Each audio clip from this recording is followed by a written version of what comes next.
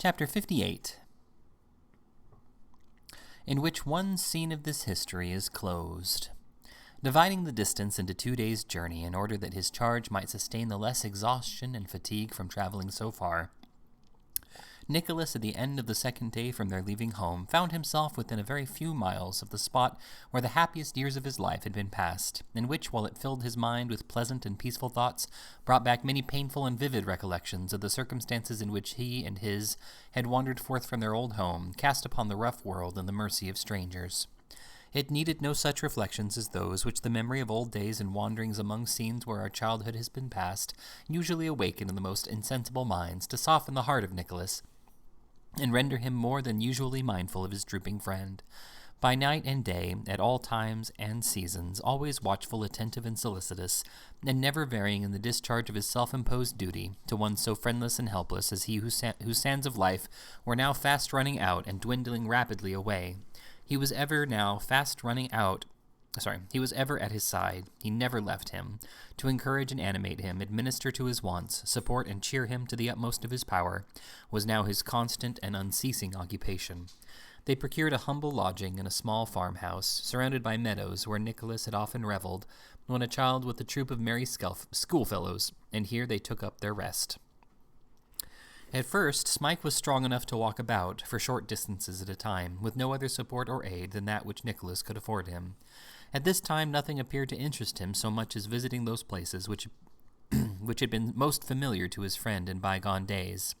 Yielding to this fancy, and pleased to find that its indulgence beguiled the sick boy of many tedious hours, and never failed to afford him matter for thought or conversation afterwards, Nicholas made such spots the scenes of their daily rambles, driving him from place to place in a little pony chair, and supporting him on his arm while they walked slowly among these old haunts, or lingered in the sunlight to take long parting looks of those which were most quiet and beautiful.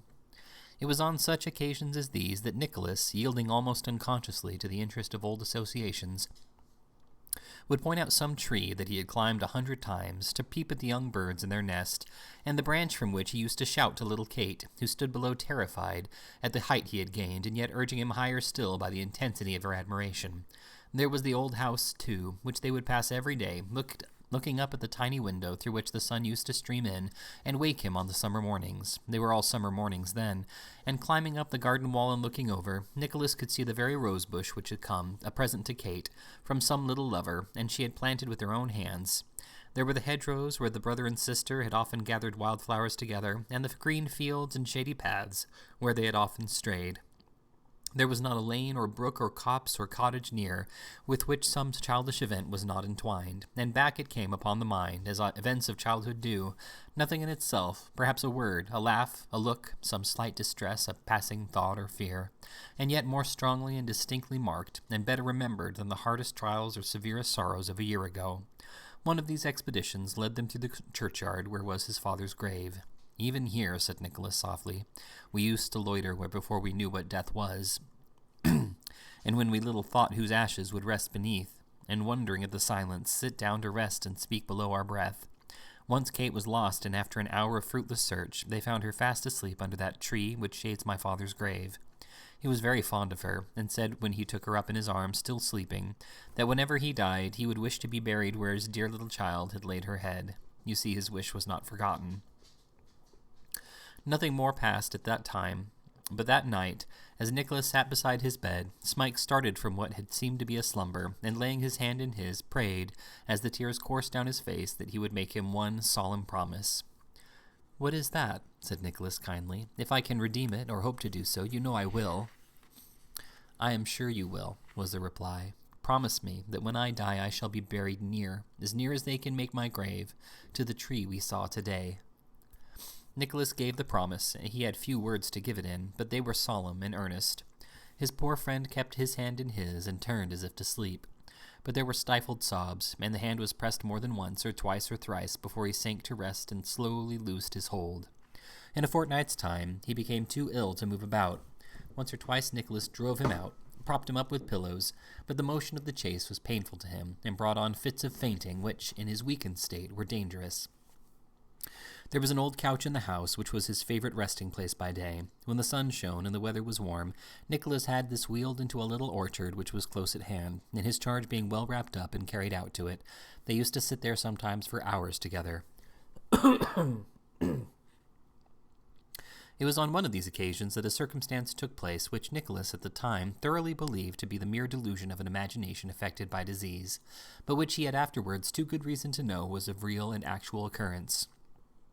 He had brought Smike out in his arms, poor fellow, a child might have carried him then, to see the sunset, and having arranged his couch and taken his seat beside it. He had been watching the whole of the night before, and being greatly fatigued both in mind and body, gradually fell asleep. He could not have closed his eyes 5 minutes when he was awakened by a scream, and starting up in that kind of terror which affects a person suddenly roused, saw to his great astonishment that his charge had struggled into a sitting posture, and with eyes almost starting from their sockets, cold dew standing on his forehead, and in a fit of trembling which quite convulsed his frame, was calling to him for help. "Goodness, what is this?" said Nicholas, bending over him. "Be calm. You've been dreaming." "No, no, no," cried Smike, clinging to him. "Hold me tight. Don't let me go. There, behind the tree." Nicholas followed his eyes, which were directed to some distance behind the chair from which he himself had just risen, but there was nothing there. "This is nothing but your fancy," he said, as he strove to compose him. "Nothing else, indeed." "I know better. I saw as plain as I see now," was the answer. "Oh, say you'll keep me with you. Swear you won't leave me, not for an instant." "Do I ever leave you?" returned Nicholas. "Lie down again. There. You see I'm here. Now tell me, what is it?" "Do you remember," said Smike in a low voice and glancing fearfully around, "do you remember my telling you of the man who first took me to the school?" "Yes, surely." "I raised my eyes just now towards the tree, that one with the thick trunk, and there, with his eyes fixed upon me, he stood." "Only reflect for one moment," said Nicholas, "granting for an instant that it's likely he is alive and wandering about a lonely place like this, so far removed from the public road. Do you think that at this distance of time you could possibly know that man again?" "Anywhere, in any dress," returned Smike. "But just now he stood leaning upon his stick and looking at me, exactly as I told you I remembered him. He was dusty with walking, and poorly dressed. I think his clothes were ragged, but directly I saw him, the wet night, his face when he left me, the parlor I was left in, the people who were there, all seemed to come back together. When he knew I saw him, he looked frightened, for he started and shrank away. I have thought of him by day and dreamt of him by night. He looked in my sleep when I was quite a little child, and has looked in my sleep ever since, as he did just now." Nicholas endeavored by every persuasion and argument he could think of to convince the terrified creature that his imagination had deceived him, and that this close resemblance between the creation of his dreams and the man he supposed he had seen was but a proof of it, but all in vain.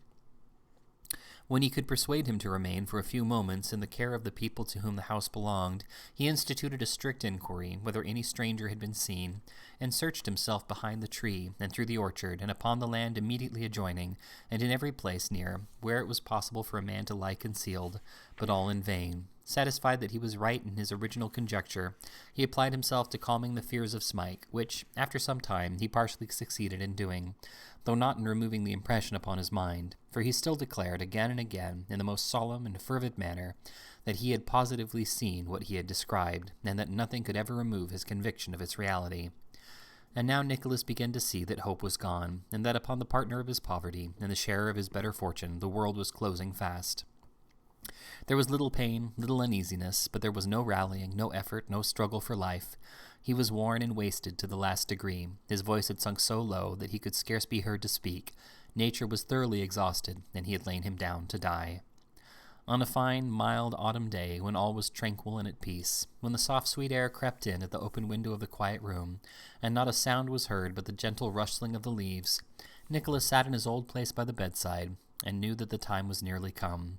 So very still it was that, every now and then, he bent down his ear to listen for the breathing of him who lay asleep, as if to assure himself that life was still there, and that he had not fallen into that deep slumber from which on earth there is no waking. While he was thus employed, the closed eyes opened, and on the pale face there came a placid smile.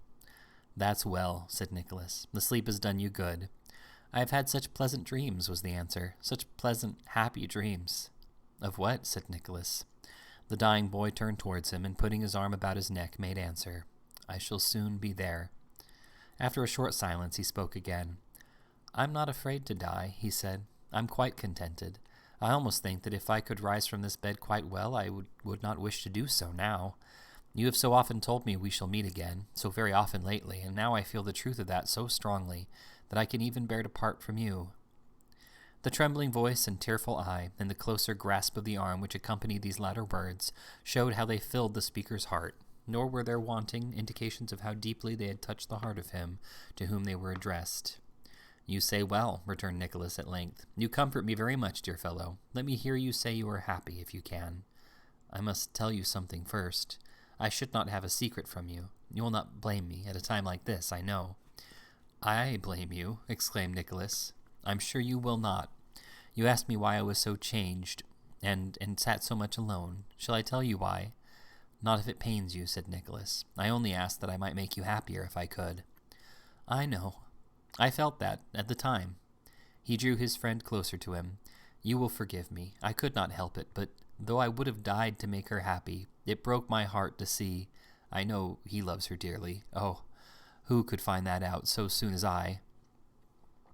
The words which followed were feebly and faintly uttered and broken by long pauses, but from them Nicholas learned for the first time that the dying boy, with all the ardor of a nature concentrated on one absorbing, hopeless, secret passion, loved his sister Kate. He had procured a lock of her hair which hung at his breast, folded in one or two slight ribbons she had worn. He prayed that when he was dead Nicholas would take it off, so that no eyes but his might see it, and that when he was laid in his coffin and about to be placed in the earth, he would hang it round his neck again, where it might rest with him in the grave. Upon his knees, Nicholas gave him this pledge, and promised again that he should rest in the spot he had pointed out. They embraced and kissed each other on the cheek.